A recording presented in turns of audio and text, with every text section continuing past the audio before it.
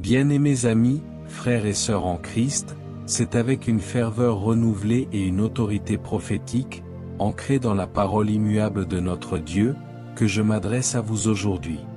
Celui qui est lent à la colère vaut mieux que le puissant, et celui qui est maître de lui-même que celui qui prend des villes.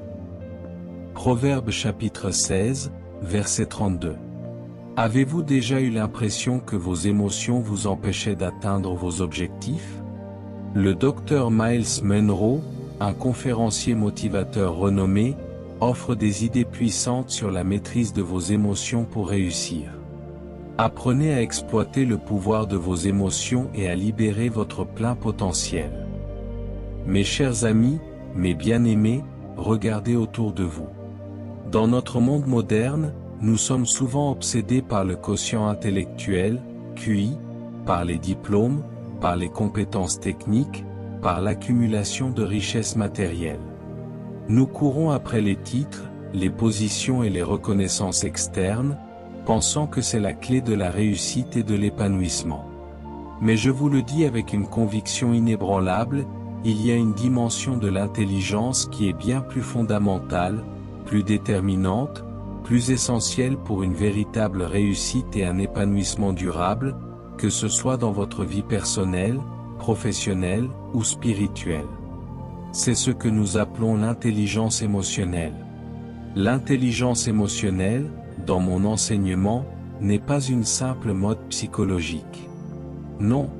C'est un principe divin, une capacité donnée par Dieu à comprendre et à gérer nos propres émotions, et à naviguer avec sagesse et discernement dans les émotions des autres. C'est la capacité de canaliser cette force puissante qu'est l'émotion, de ne pas la laisser nous contrôler, mais de la faire travailler pour nous, au service de notre but divin et de notre destinée. Quand vos émotions vous contrôlent, vous êtes enchaîné. Quand vous maîtrisez vos émotions, vous libérez votre potentiel illimité. Le but de ce message n'est pas de vous donner une simple conférence psychologique. Non. Mon objectif est d'explorer les idées puissantes du docteur Myles Munroe sur la maîtrise de vos émotions, ancrées dans la sagesse biblique, et de vous montrer comment cette maîtrise est la clé qui déverrouille votre plein potentiel. Vous apprendrez à ne plus être des victimes de vos sentiments passagers, mais des maîtres de votre royaume intérieur, capables de transformer les énergies émotionnelles en actions positives qui vous mèneront à un plus grand épanouissement et à une réussite qui honore le Créateur. La Bible, la parole immuable de Dieu, est notre fondement. Elle nous enseigne que la maîtrise de soi, y compris la maîtrise émotionnelle, n'est pas une option, mais un commandement divin et un fruit de l'esprit. Dans Proverbes chapitre 25, verset 28, il est dit, « Comme une ville ouverte, sans muraille, ainsi est l'homme qui n'est pas maître de son esprit. » Ce verset est une image puissante et prophétique. Imaginez une ville sans mur, sans protection. Elle est vulnérable à toutes les attaques, à toutes les invasions, à tous les dangers. Elle est sans défense. C'est précisément l'état d'une personne qui n'est pas maître de son esprit, qui n'est pas maître de ses émotions. Ces émotions incontrôlées deviennent des portes ouvertes, des brèches dans ses défenses, par lesquelles le désespoir, la colère, la jalousie, la peur, l'amertume, et toutes les forces destructrices peuvent entrer et ravager sa vie. L'homme ou la femme qui n'a pas la maîtrise de ses émotions est constamment en danger, vulnérable aux manipulations des autres, aux tentations du monde, et aux pièges de l'ennemi. Ils sont constamment dans une position de réaction plutôt que de proaction, victimes de leurs propres tempêtes intérieures. La maîtrise de son esprit, c'est-à-dire la maîtrise émotionnelle, est donc une forteresse, une muraille de protection, qui vous garde en sécurité, qui vous préserve de l'autodestruction et des attaques extérieures. C'est la capacité de se gouverner soi-même, de discipliner ses passions, et de diriger son âme. L'histoire de Caïn dans Genèse chapitre 4, versets 5 à 7 est un avertissement puissant sur les dangers des émotions incontrôlées, en particulier la colère et la jalousie. Lorsque l'offrande d'Abel fut acceptée et la sienne non, la Bible dit, Caïn fut très irrité, et son visage fut abattu. Dieu lui-même l'a averti, « Pourquoi es-tu irrité, et pourquoi ton visage est-il abattu? Certainement, si tu agis bien, tu relèveras ton visage, et si tu agis mal, le péché se couche à la porte, et ses désirs se portent vers toi, mais toi, domine sur lui. » Caïn a échoué à maîtriser sa colère et sa jalousie, et cela l'a conduit au meurtre de son frère. C'est l'illustration tragique d'une ville sans murailles, où le péché, poussé par des émotions incontrôlées, a pris le dessus. L'histoire du roi Saül dans 1 Samuel chapitre 18, versets 6 à 12 est un exemple criant de la jalousie et de la peur incontrôlée qui mènent à la destruction. Après que David ait tué Goliath et que le peuple l'ait célébré plus que Saül, la jalousie du roi s'est enflammée. Saül fut très irrité, et ses paroles lui déplurent. Il dit, « On en donne 10 000 à David, et à moi on en donne 1000. Il ne lui manque plus que la royauté. » Et Saül regarda David d'un mauvais œil à partir de ce jour. Cette jalousie l'a consumé, le poussant à tenter de tuer David à plusieurs reprises, le privant de paix et finalement de son royaume. C'est une illustration tragique de la façon dont les émotions négatives non maîtrisées peuvent dévorer une personne et détruire sa destinée. Le prophète Jonas est un exemple fascinant de colère et de ressentiment, même envers Dieu lui-même, lorsqu'il ne se conforme pas à nos attentes.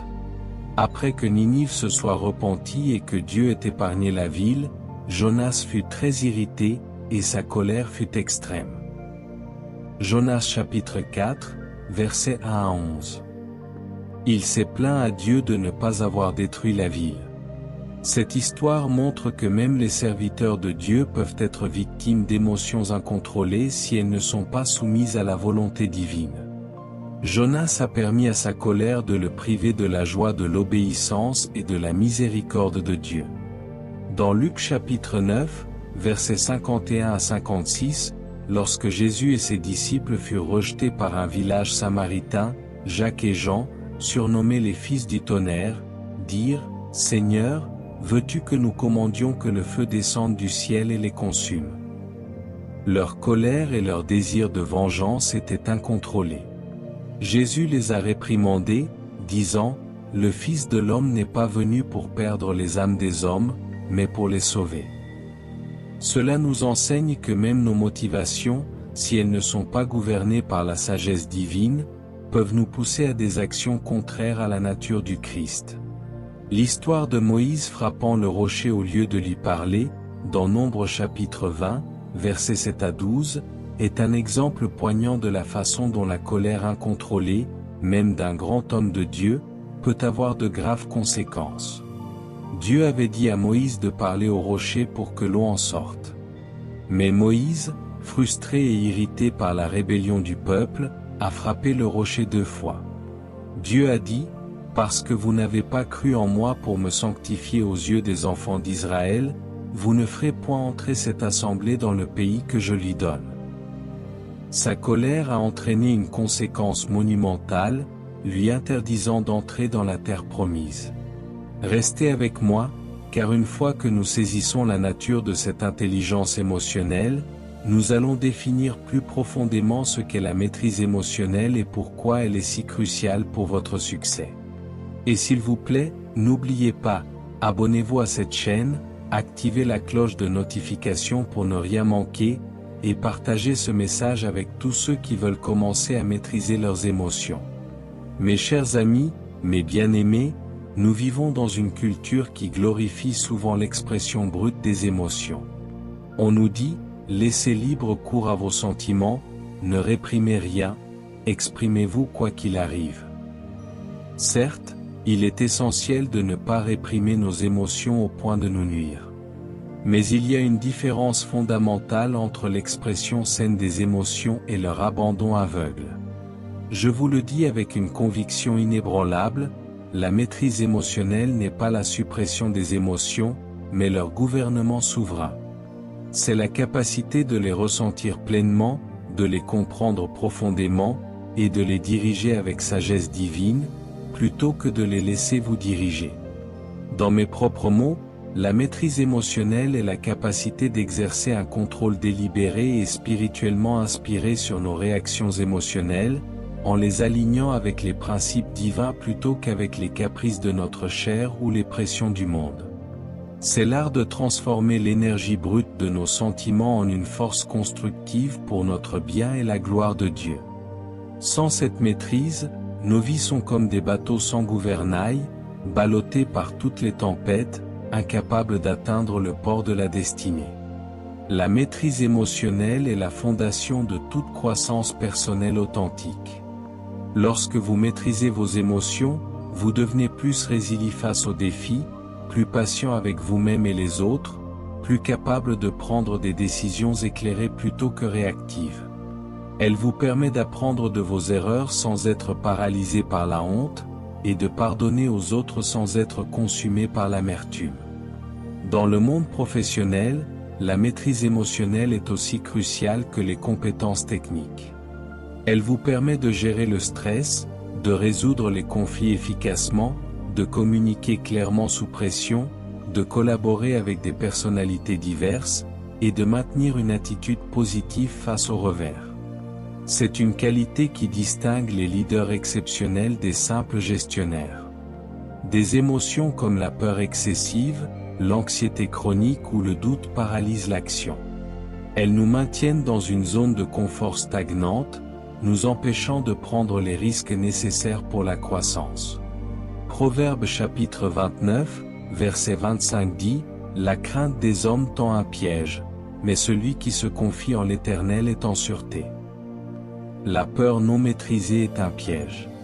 La colère, l'impatience ou l'excitation excessive peuvent nous pousser à prendre des décisions hâtives que nous regretterons plus tard, endommageant nos relations, nos finances ou notre réputation. Pensez à l'investisseur qui agit par panique ou au conjoint qui dit des mots irréparables sous l'emprise de la colère. Proverbe chapitre 14, verset 17 déclare, « L'homme prompt à la colère fait des folies, et l'homme qui a de mauvaises pensées est haï. » Les émotions incontrôlées comme la jalousie, l'amertume, la critique constante ou les explosions de colère sont toxiques pour les relations. Elles érodent la confiance, détruisent l'intimité et créent des murs de division, nous isolant des autres.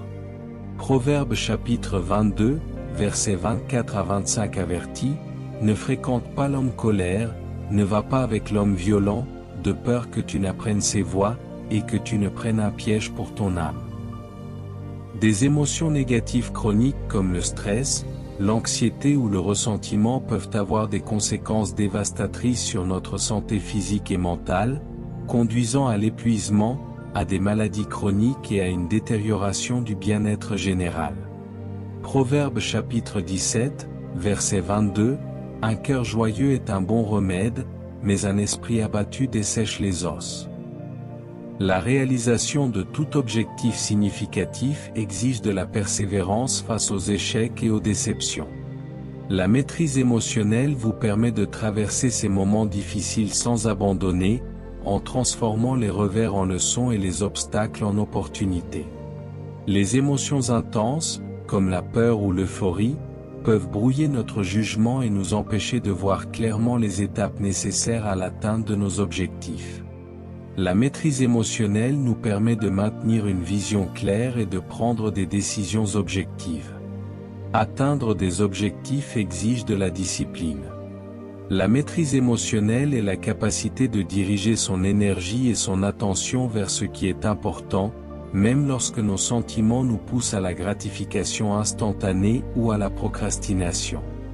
1 Corinthiens chapitre 9, verset 27 dit, « Mais je traite durement mon corps et je le tiens assujetti, de peur d'être moi-même rejeté, après avoir prêché aux autres. » Lorsque Néhémie a entrepris de reconstruire les murs de Jérusalem, il a fait face à une opposition féroce, des moqueries, des menaces et des tentatives de sabotage. Néhémie chapitre 4, versets 1 à 23. Les émotions de peur, de frustration et de colère auraient pu l'inciter à abandonner. Mais Néhémie a maîtrisé ses émotions en priant Dieu et en organisant le peuple pour travailler avec une épée et une truelle. Sa maîtrise émotionnelle, ancrée dans la foi, lui a permis de persévérer et d'atteindre son objectif monumental. L'histoire de Joseph, Genèse chapitre 39, versets 7 à 23, après avoir été faussement accusé et jeté en prison est un exemple incroyable de maîtrise émotionnelle. Il aurait pu sombrer dans la dépression, l'amertume ou la colère. Pourtant, la Bible dit que l'Éternel fut avec Joseph, et il lui témoigna sa bonté. Il le mit à l'aise dans sa prison. Sa maîtrise émotionnelle, qui lui a permis de servir fidèlement même en captivité, a maintenu sa vision et a finalement conduit à sa libération et à son ascension au pouvoir. Shadrach, Meshach et Abednego ont été menacés d'être jetés dans une fournaise ardente s'ils ne se prosternaient pas devant l'idole du roi. Daniel chapitre 3, versets 1 à 30. La peur aurait pu les submerger.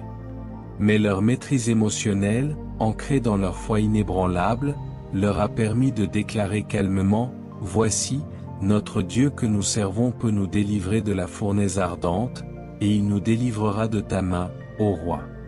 Sinon, sache, ô roi, que nous ne servirons point tes dieux, et que nous n'adorerons point la statue d'or que tu as élevée. » Leur contrôle émotionnel leur a permis de se tenir ferme et d'expérimenter la délivrance miraculeuse.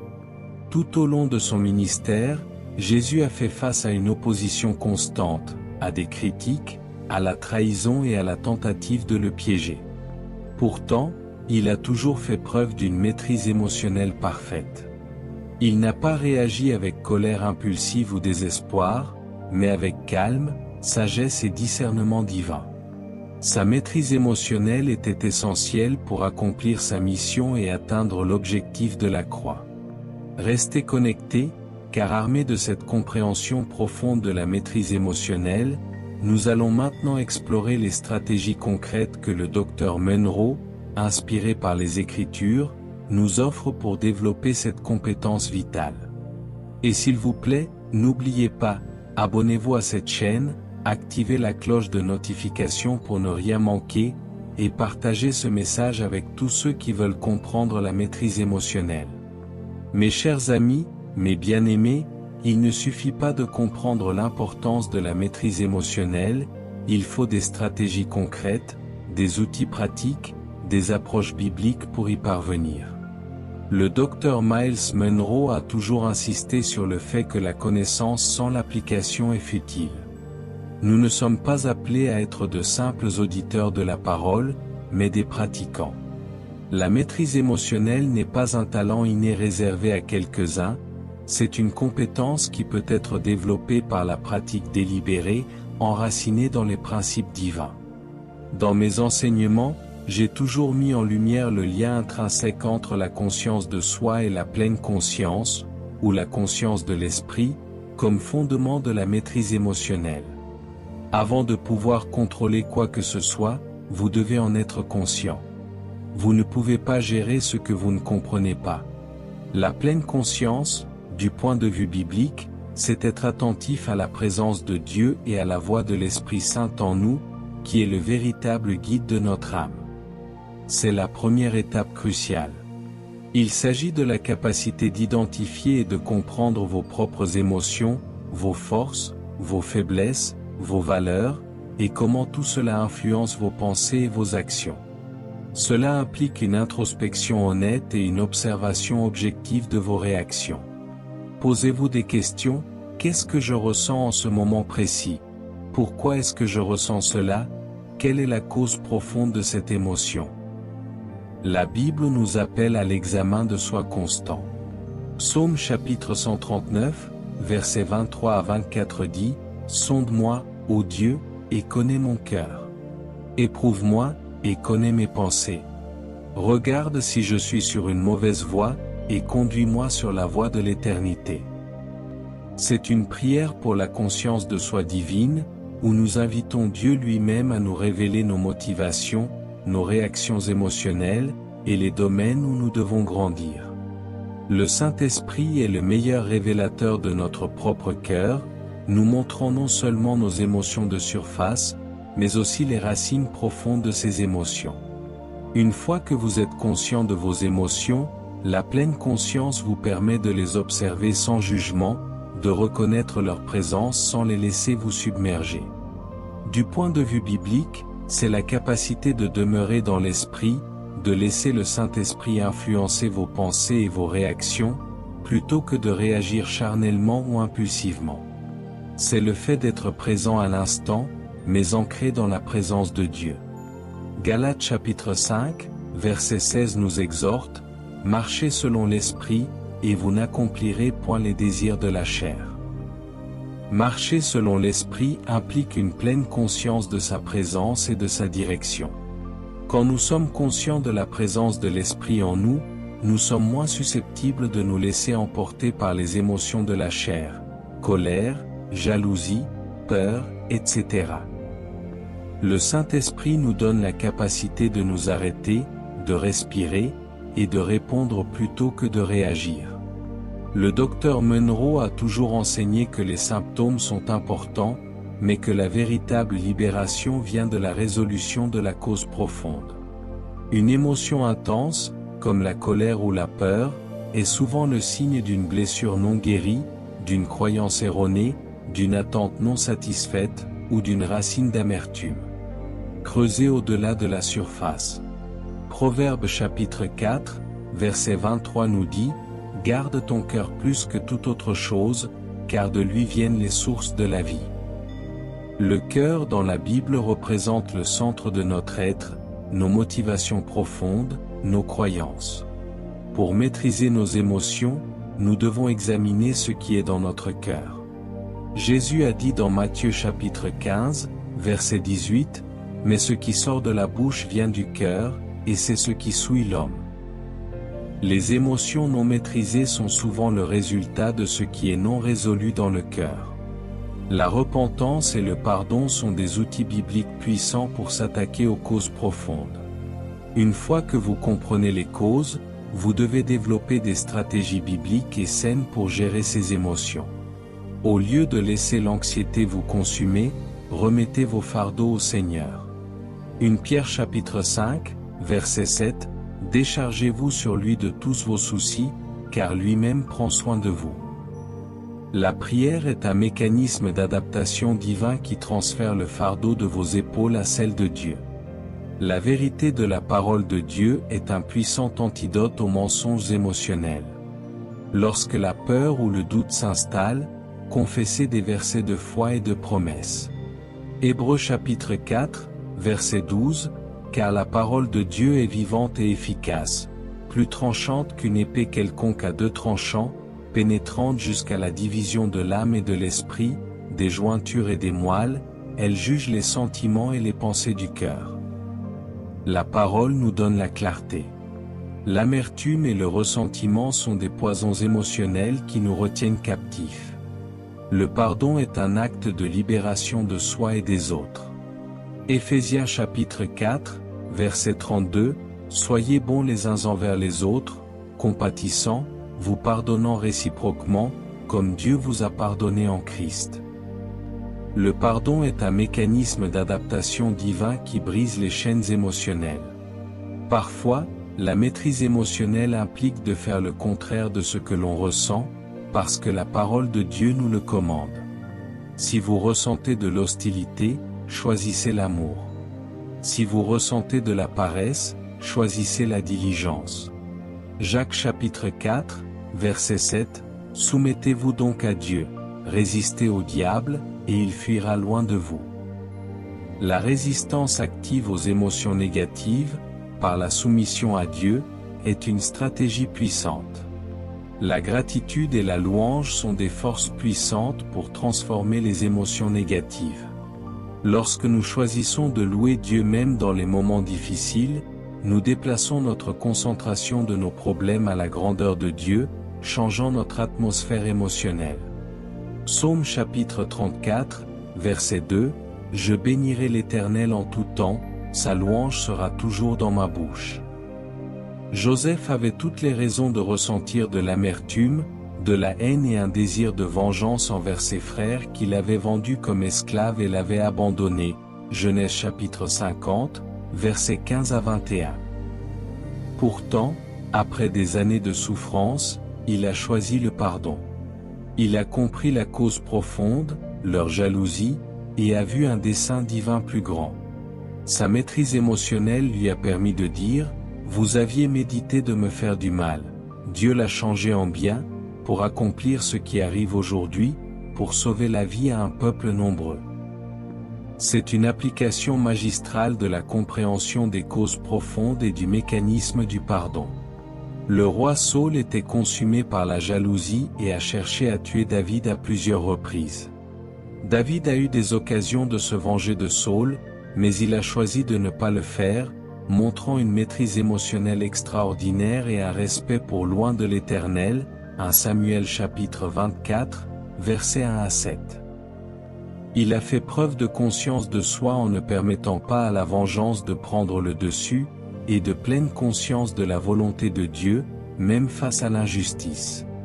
Face à l'injustice, la douleur et l'incertitude de la prison à Philippe, Paul et Silas ont choisi un mécanisme d'adaptation divin, la louange et la prière, Actes chapitre 16, versets 23 à 26. Au lieu de se laisser submerger par la colère ou le désespoir, ils ont consciemment décidé de chanter les louanges de Dieu. Cette pleine conscience de la présence de Dieu a brisé les chaînes de l'impossible et a apporté la délivrance. Jésus était confronté à une angoisse émotionnelle intense face à la crucifixion imminente. Il a dit, « Mon âme est triste jusqu'à la mort. » Matthieu chapitre 26, verset 38. Mais au lieu de laisser la peur et la tristesse le paralyser, il a exercé une maîtrise émotionnelle parfaite en soumettant sa volonté à celle du Père par la prière, « Toutefois, non pas ce que je veux, mais ce que tu veux. » C'est l'exemple suprême de la conscience de soi émotionnelle, reconnaître la tristesse, et de la pleine conscience de la volonté divine, obéir par la prière. Alors que Néhémie reconstruisait le mur de Jérusalem, ses ennemis, Sanballat et Tobija, ont tenté de le distraire et de le menacer par la ruse et la peur, Néhémie chapitre 6, versets 1 à 9. Néhémie a maîtrisé sa frustration et sa peur, reconnaissant leur intention malveillante. Il a dit, « Je suis occupé à une grande œuvre, et je ne puis descendre. Pourquoi l'œuvre cesserait-elle, pendant que je la quitterais pour descendre vers vous ?» Sa maîtrise émotionnelle lui a permis de rester concentré sur son but divin malgré les tentatives de sabotage émotionnel. Restez connecté, car maîtriser vos émotions n'est pas seulement une question de survie, c'est la clé pour libérer une vie davantage profonde et de réussite authentique. Et s'il vous plaît, n'oubliez pas, abonnez-vous à cette chaîne, activez la cloche de notification pour ne rien manquer, et partagez ce message avec tous ceux qui veulent apprendre à maîtriser leurs émotions. Mes chers amis, mes bien-aimés, après avoir compris ce qu'est la maîtrise émotionnelle et comment l'aborder par des stratégies bibliques, il est impératif de saisir la magnificence de ses bénéfices. La maîtrise de vos émotions n'est pas un fardeau, une tâche ardue, ou une contrainte. Non, c'est une libération. C'est le chemin vers une vie plus riche, plus épanouissante, plus fructueuse, et plus alignée avec le plan divin pour votre existence. C'est la moisson que vous récoltez lorsque vous choisissez de ne plus être esclave de vos sentiments passagers, mais à m'être gouverné par le Saint-Esprit. La maîtrise émotionnelle n'est pas seulement l'absence de chaos interne, c'est la présence active de la paix, de la sagesse et de la résilience. C'est la capacité de naviguer dans les eaux tumultueuses de la vie sans chavirer, et même de transformer les tempêtes en opportunités. C'est l'expression concrète de la sagesse divine dans votre vie quotidienne. La maîtrise émotionnelle est la pierre angulaire de relations saines et durables. Lorsque vous pouvez gérer votre colère, exprimer vos besoins calmement, écouter avec empathie et pardonner facilement, vous construisez des ponts plutôt que des murs. Vos relations deviennent des sources de soutien et de joie plutôt que de drames et de conflits. Colossiens chapitre 3, verset 13 nous exhorte, « Supportez-vous les uns les autres, et, si l'un a sujet de se plaindre de l'autre, pardonnez-vous réciproquement. De même que Christ vous a pardonné, pardonnez-vous aussi. Le pardon émotionnel est la colle des relations. Des émotions incontrôlées brouillent la communication, la rendant inefficace ou même destructrice. La maîtrise émotionnelle vous permet de communiquer avec clarté, intention et respect, même lors de désaccords. Vous apprenez à choisir vos mots avec sagesse et à écouter pour comprendre plutôt que pour répliquer. Jacques chapitre 1, verset 19 est clair, « Sachez-le, mes frères bien-aimés.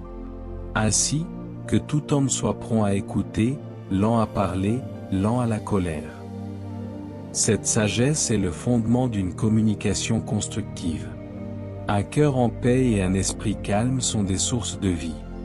La maîtrise émotionnelle réduit considérablement le stress, l'anxiété et la dépression, conduisant à une meilleure santé physique et mentale. Vous dormez mieux, votre corps est moins tendu, et vous avez plus d'énergie pour vivre votre vie pleinement. Proverbe chapitre 14, verset 30 dit, « Un cœur calme est la vie du corps, mais l'envie est la carie des os. » La paix intérieure est un baume pour l'âme et le corps. La résilience est la capacité de rebondir après l'adversité. L'intelligence émotionnelle vous donne les outils pour traverser les échecs, les pertes et les déceptions sans être détruit. Vous apprenez à transformer les cicatrices en étoiles, les pierres d'achoppement en tremplin. C'est l'esprit qui vous donne cette résilience surnaturelle. Romains chapitre 5, versets 3 à 5 déclare, « Bien plus, nous nous glorifions même des afflictions, sachant que l'affliction produit la persévérance la victoire dans l'épreuve, et la victoire dans l'épreuve l'espérance. Or, l'espérance ne trompe point, parce que l'amour de Dieu est répandu dans nos cœurs par le Saint-Esprit qui nous a été donné. » L'adversité est inévitable. La maîtrise émotionnelle vous permet de faire face à ces défis avec calme et sagesse, plutôt qu'avec panique ou colère. Vous pouvez analyser la situation objectivement, rechercher des solutions créatives et prendre des décisions stratégiques, même sous pression. C'est la capacité de demeurer ferme dans la foi, 1 Pierre chapitre 5, verset 9, au lieu de succomber au désespoir. La réussite n'est pas seulement financière ou professionnelle. C'est l'accomplissement du potentiel divin que Dieu a mis en vous. La maîtrise émotionnelle est la clé pour libérer ce potentiel dans tous les domaines de votre vie, spirituel, familial, relationnel, professionnel, financier et physique. Elle vous permet d'être une personne intègre, équilibrée et efficace. Proverbe chapitre 3, versets 13 à 18 décrit la sagesse, qui englobe l'intelligence émotionnelle, comme une source de bonheur et de vie. La maîtrise émotionnelle n'est pas un état que vous atteignez une fois pour toutes. C'est un voyage de toute une vie, un processus de croissance continue. Il y aura des jours où vous trébucherez, où vos émotions vous submergeront. Mais l'important est de se relever, d'apprendre, de se repentir et de continuer à pratiquer. Nous ne pouvons pas maîtriser nos émotions par nos propres forces. C'est un fruit du Saint-Esprit. Nous dépendons de la grâce de Dieu et de la puissance de l'Esprit qui nous fortifie. Philippiens chapitre 4, verset 13, « Je plie tout par celui qui me fortifie. » C'est cette dépendance constante qui alimente notre maîtrise émotionnelle. Lorsque les bergers d'Abraham et ceux de Lot se disputaient, Abraham a fait preuve d'une grande maîtrise émotionnelle. Au lieu de laisser le conflit s'envenimer ou de se battre pour ses droits, il a proposé à Lot de choisir la meilleure terre en premier, même si cela semblait le désavantager initialement, Genèse chapitre 13, versets 7 à 9. Sa maîtrise émotionnelle a préservé la paix et a finalement été récompensée par une plus grande bénédiction de Dieu. Cela a renforcé leur relation et a montré une communication sage.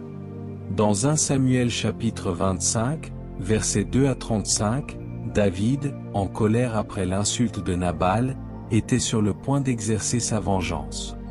Mais l'intervention sage d'Abigaïl, qui a fait preuve d'une grande intelligence émotionnelle pour calmer David, l'a empêché de verser le sang innocent. David a maîtrisé sa colère et a béni Abigaïl, reconnaissant que Dieu l'avait empêché de pécher. Cela a renforcé la résilience de David et sa capacité à gouverner. La sagesse du roi Salomon était en grande partie son intelligence émotionnelle et sa capacité à comprendre la nature humaine et les motivations. L'exemple de la résolution du conflit entre les deux femmes réclamant le même enfant, 1 Roi chapitre 3, versets 16 à 28, montre sa profonde compréhension des émotions humaines et sa capacité à les utiliser pour rendre un jugement juste et éclairé, conduisant à la paix et à la reconnaissance de sa sagesse. Les apôtres étaient des hommes très différents, avec des personnalités et des antécédents variés. Pourtant, malgré les désaccords et les défis, leur maîtrise émotionnelle, alimentée par l'Esprit, leur a permis de maintenir l'unité et la collaboration pour propager l'Évangile. Des tensions ont surgi, comme entre Paul et Barnabas, mais la présence de l'Esprit a permis de trouver des solutions qui ont mené à une plus grande efficacité dans le ministère. Leur communication était guidée par l'Esprit, favorisant la paix et la croissance de l'Église. L'exemple ultime de maîtrise émotionnelle et de ses avantages est Jésus sur la croix. Au milieu d'une douleur physique et émotionnelle indicible, trahi, abandonné, moqué, il a fait preuve d'une maîtrise parfaite.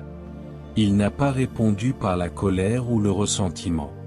Au contraire, il a pardonné à ses bourreaux, « Père, pardonne-leur, car ils ne savent ce qu'ils font. » Luc chapitre 23, verset 34.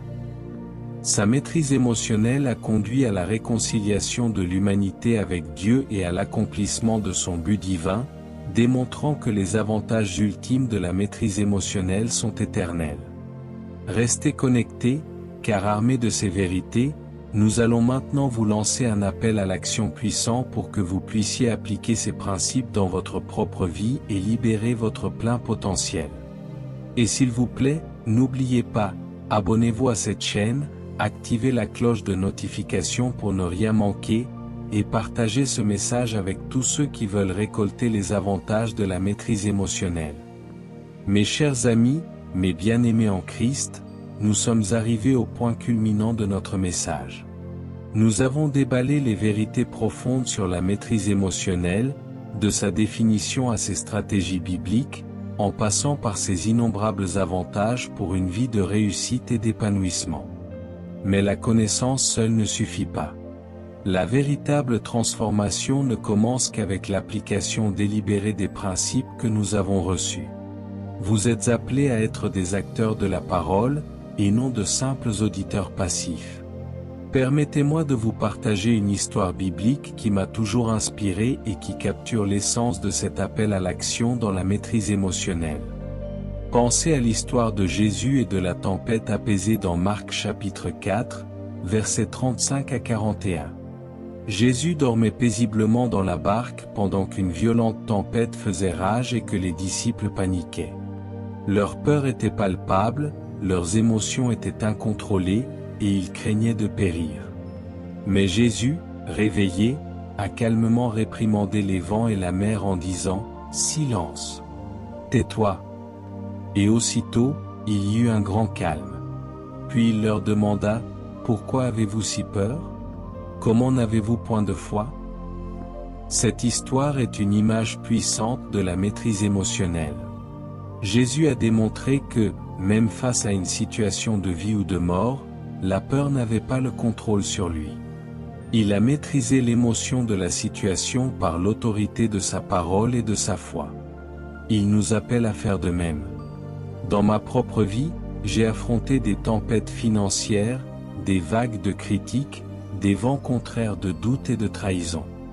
Dans ces moments, la tentation de paniquer, de sombrer dans le désespoir ou la colère était forte.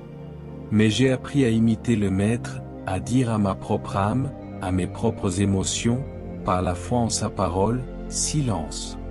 Tais-toi » C'est cette application consciente et cette dépendance à Dieu qui m'ont permis de traverser les tempêtes et de voir sa puissance se manifester. La maîtrise émotionnelle n'est pas une quête pour les super-héros spirituels, elle est un cheminement pour chaque croyant désireux de vivre la vie abondante promise par Christ. C'est un voyage continu de raffinement, de croissance et de dépendance à l'Esprit Saint. Prenez un moment, en ce jour même, et examinez honnêtement votre vie émotionnelle. Y a-t-il des émotions récurrentes qui vous retiennent? Est-ce la colère qui éclate sans prévenir, l'anxiété qui vous ronge, la jalousie qui empoisonne vos relations, ou la peur qui vous paralyse? Soyez honnête avec vous-même, car la première étape vers la liberté est la reconnaissance du besoin. Identifiez une ou deux émotions spécifiques que vous savez devoir maîtriser davantage. Ne vous contentez pas d'une liste longue et décourageante. Choisissez une cible et concentrez-vous sur elle. Chaque fois que vous ressentez une émotion négative non maîtrisée, colère, anxiété, ressentiment, arrêtez-vous, reconnaissez l'émotion, et nommez-la devant Dieu. Puis, au lieu de la laisser vous contrôler, confessez une écriture qui contrecarre cette émotion. Pour l'anxiété, au lieu de vous inquiéter, priez et confessez Philippiens chapitre 4, versets 6 à 7, ne vous inquiétez de rien. Mais en toute chose faites connaître vos besoins à Dieu par des prières et des supplications, avec des actions de grâce. Et la paix de Dieu, qui surpasse toute intelligence, gardera vos cœurs et vos pensées en Jésus-Christ. Pour la colère, au lieu d'exploser, confessez Proverbes chapitre 16, verset 32, « Celui qui est lent à la colère vaut mieux que le puissant, et celui qui est maître de lui-même que celui qui prend des villes. » Et demandez au Saint-Esprit de vous donner la patience. Pour la peur, au lieu de la paralysie, confessez 2 Timothée chapitre 1, verset 7, « Car ce n'est pas un esprit de timidité que Dieu nous a donné, mais un esprit de force, d'amour et de sagesse. » Tenez un journal de vos émotions. Notez ce que vous ressentez, ce qui a déclenché l'émotion, et comment vous y avez réagi. Cela développe la conscience de soi. Chaque soir, réfléchissez à votre journée et demandez au Saint-Esprit de vous révéler les moments où vous avez bien géré vos émotions et ceux où vous auriez pu faire mieux. Lorsque vous ressentez une émotion négative qui vous pousse à une mauvaise action, exemple, la paresse vous pousse à la procrastination, choisissez délibérément de faire le contraire, en vous appuyant sur la force du Saint-Esprit. Si vous ressentez de l'hostilité envers quelqu'un, faites un acte de gentillesse envers cette personne. Romains chapitre 12, verset 21, « Ne te laisse pas vaincre par le mal, mais surmonte le mal par le bien. » Entourez-vous de croyants qui s'efforcent également de maîtriser leurs émotions et qui peuvent vous encourager, vous tenir responsable et prier avec vous. La communauté est un lieu de guérison et de croissance. Hébreux chapitre 10, versets 24 à 25, « Veillons les uns sur les autres, pour nous exciter à la charité et aux bonnes œuvres. N'abandonnons point notre assemblée, comme c'est la coutume de quelques-uns, mais exhortons-nous réciproquement. » Si l'amertume ou le ressentiment sont les causes profondes de vos émotions négatives, prenez la décision de pardonner. Le pardon n'est pas un sentiment, c'est une décision de la volonté. Matthieu chapitre 6, versets 14 à 15, « Si vous pardonnez aux hommes leurs offenses, votre Père céleste vous pardonnera aussi. Mais si vous ne pardonnez pas aux hommes, votre Père ne vous pardonnera pas non plus vos offenses. » Libérez-vous. Explorez davantage la parole de Dieu sur le fruit de l'Esprit, Galates chapitre 5, versets 22 à 23, qui est le caractère que le Saint-Esprit veut produire en vous, amour, joie, paix, patience, bonté, bienveillance, fidélité, douceur, maîtrise de soi. C'est l'essence de l'intelligence émotionnelle divine. Cherchez des livres, des enseignements, comme les miens et ceux d'autres serviteurs de Dieu fidèles à la Bible, qui approfondissent ces sujets. La soif d'apprendre est le début de la transformation. Proverbes chapitre 4, verset 7 est la vérité fondamentale qui doit résonner dans votre esprit, devenir votre mantra, votre confession, voici le commencement de la sagesse. Acquiert la sagesse, et avec tout ce que tu possèdes, acquiert l'intelligence. Ce verset est un appel puissant à la priorité. L'acquisition de la sagesse et de l'intelligence, y compris l'intelligence émotionnelle, doit être notre quête suprême, au-delà de toute richesse matérielle ou de toute possession terrestre. Pourquoi ? Parce que la sagesse est la capacité de discerner les choses de Dieu, de comprendre comment la vie fonctionne selon ses principes, et d'appliquer cette connaissance pour vivre une vie réussie et épanouie. L'intelligence ici n'est pas seulement le savoir intellectuel, mais la compréhension pratique, le discernement, la capacité de gérer les situations de la vie avec habileté, y compris nos propres émotions. Si vous avez tout le reste aux richesses, pouvoir, beauté mais pas la sagesse et la maîtrise de vous-même, vous perdrez tout. Mais si vous acquérez la sagesse et l'intelligence émotionnelle, elles vous guideront vers la vraie réussite et vous protégeront des pièges de la vie. C'est le plus grand investissement que vous puissiez faire pour votre destinée. Mes chers amis, la question cruciale est maintenant pour vous, une question qui exige une réponse sincère du cœur, un engagement de l'esprit, et une action de la volonté. Compte tenu de la profondeur et de la puissance des idées que nous avons explorées aujourd'hui sur la maîtrise émotionnelle, inspirée par les écritures et les enseignements du docteur Myles Munroe, quelle est l'émotion spécifique que vous vous engagez à commencer à maîtriser cette semaine, en appliquant une ou plusieurs des stratégies bibliques que nous avons partagées, en vous appuyant sur la puissance du Saint-Esprit? Allez-vous consciemment choisir de pardonner là où vous avez retenu le ressentiment? Allez-vous commencer à prier et à confesser la parole de Dieu chaque fois que l'anxiété frappe à votre porte? Ou allez-vous délibérément agir de manière contraire à une émotion négative qui vous retient? Partagez votre engagement et vos témoignages à venir dans les commentaires ci-dessous, car en le déclarant publiquement devant la communauté du royaume, vous activez son pouvoir prophétique dans votre vie et vous inspirez puissamment les autres à faire de même. Que Dieu vous bénisse abondamment, déverse sa faveur surnaturelle sur vous, et que sa sagesse vous propulse vers une vie de maîtrise émotionnelle, de paix profonde et d'un impact éternel pour son royaume. Amen et Amen. Que la puissance de cette prière et l'onction du Saint-Esprit vous accompagnent chaque jour, chaque heure, chaque minute de votre vie. N'oubliez jamais, mes amis, vous n'êtes pas esclaves de vos émotions. Vous êtes des maîtres, par le Christ qui vous fortifie. C'est votre temps, c'est votre saison. Nous aimerions vous donner l'opportunité de faire de Jésus le Seigneur de votre vie. Père céleste, si vous voulez naître de nouveau, je reconnais que je suis un pécheur et que mes paroles ont parfois été une source de mal plutôt que de bien. Je crois que Jésus-Christ est ton Fils unique, qu'il est mort sur la croix pour mes péchés et qu'il est ressuscité pour me donner une vie nouvelle. Je me repens de mes péchés et je te demande pardon. J'ouvre la porte de mon cœur et je t'invite, Jésus, à être mon Seigneur et mon Sauveur personnel. Je te donne ma vie, mes pensées et mes paroles. Afin que mes paroles soient des paroles de vie, d'amour, de foi et de sagesse, qui honorent ton nom et bâtissent ton royaume. Au nom de Jésus, Amen.